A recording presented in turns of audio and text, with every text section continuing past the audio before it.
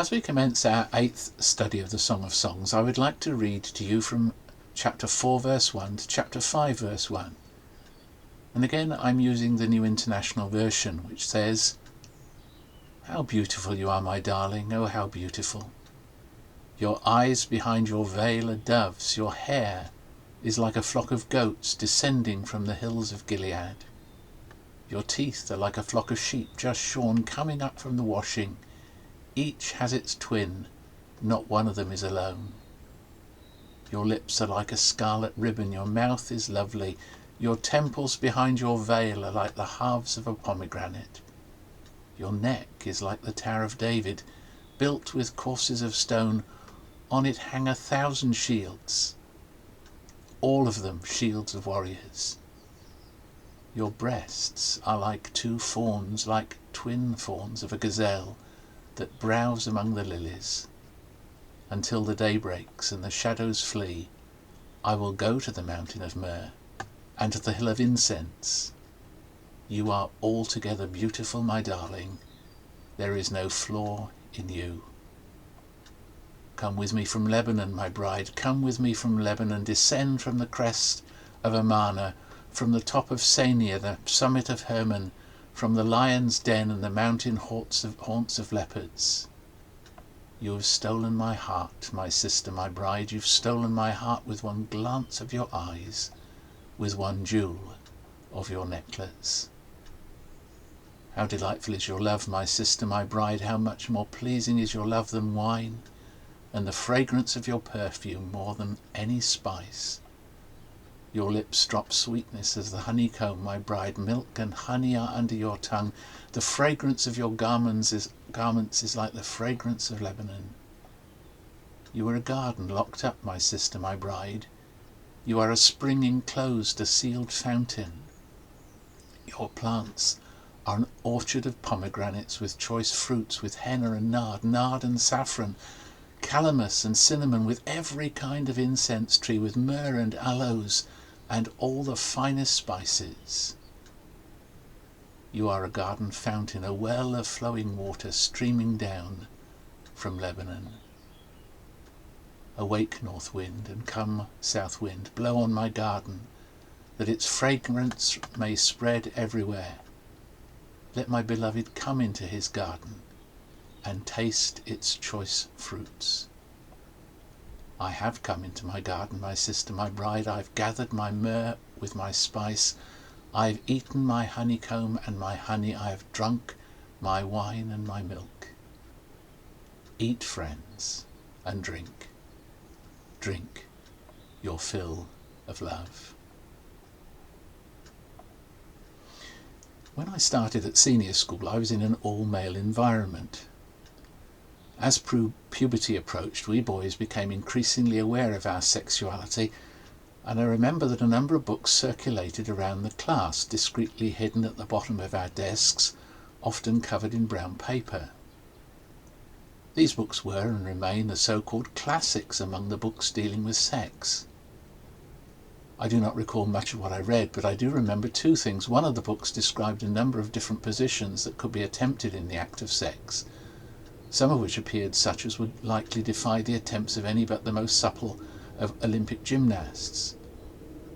Another book went into considerable detail in describing the various shapes of different female genitalia and the expectations that the partner might have of the different levels of pleasure that he might obtain from each. Both books owed their origin to the Middle East.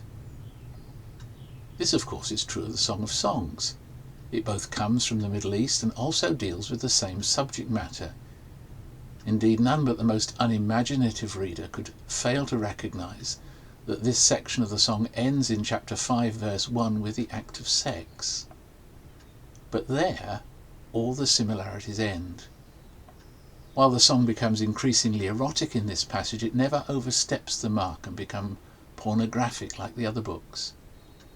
And while it describes the union of the young couple, it does not simply do so as depicting the sating of sexual lust, but to describe the occasion of one in which mutual commitment has found its ultimate fulfillment. Now, some of the language sounds strange to our ears, and the groom's words are not the ones we would adopt to commend a bride. If a groom in many places today used the language here to describe his bride, he might get a slap for his labours, and justifiably so. But the language of love is, of course, determined by our own culture. Nevertheless, we do not find it difficult to understand what is taking place or what is being said here. Up to this point, the young man has been relatively reticent to speak. The story has been told largely in the words of the bride.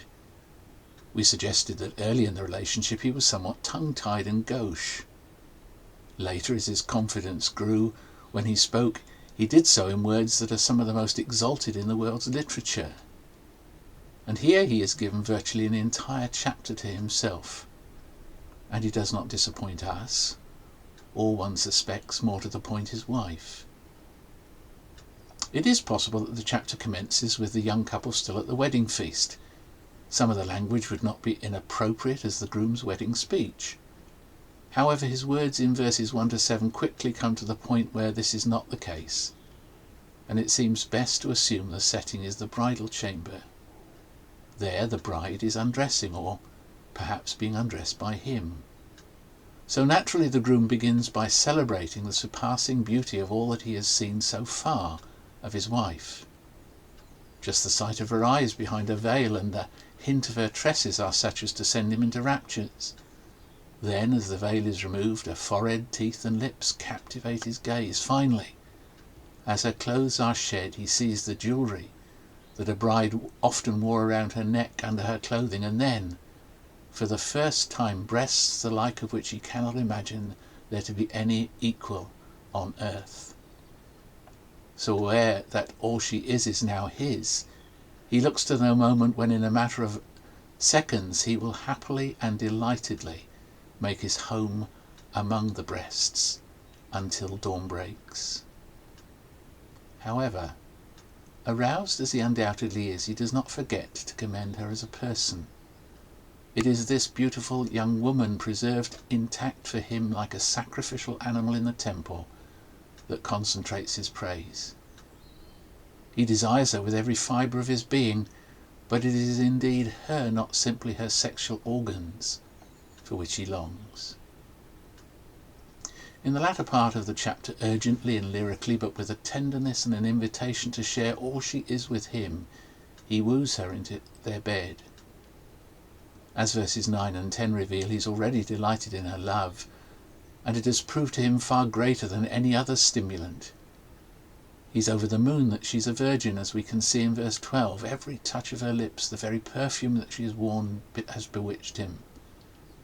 Gently then, he invites her to join him, aware, as perhaps verse 15 hints, that the garden that has hitherto been locked to visitors is opening to him and him alone, and is showing signs of arousal similar to the one that drives him forward toward union.